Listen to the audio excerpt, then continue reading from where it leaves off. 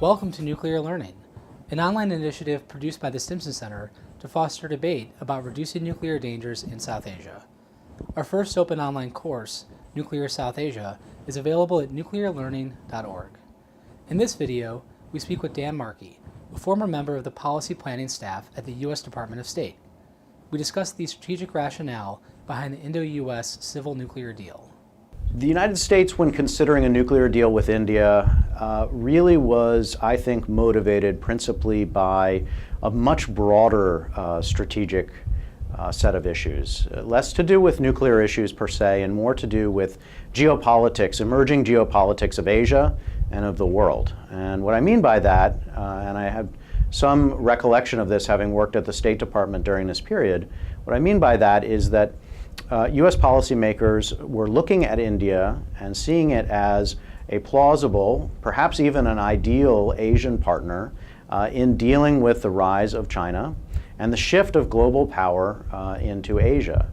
And the question in many of those policymakers' minds was, what was blocking India from being a better partner to the United States? Or in another way, putting it a different way, how could the United States break through with India?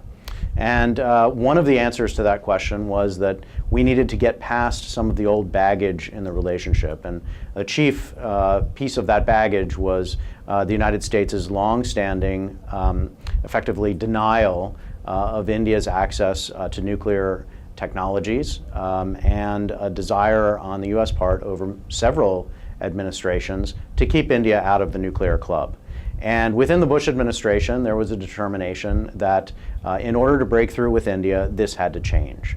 And that led to a series of negotiations that were principally, again, geared to the civilian nuclear side of India's program, not a desire to enhance military nuclear capabilities on India's side, but a desire to change the storyline in the U.S.-India relationship, to stop denying India access to those sorts of technologies, and then to do so in a way that, at least by calculations within the administration, would not have grave implications for the strategic balance between India and Pakistan. So those are the basic calculations. Think about how to break through with India and how to do so in a way that wouldn't have major material consequences for the military balance.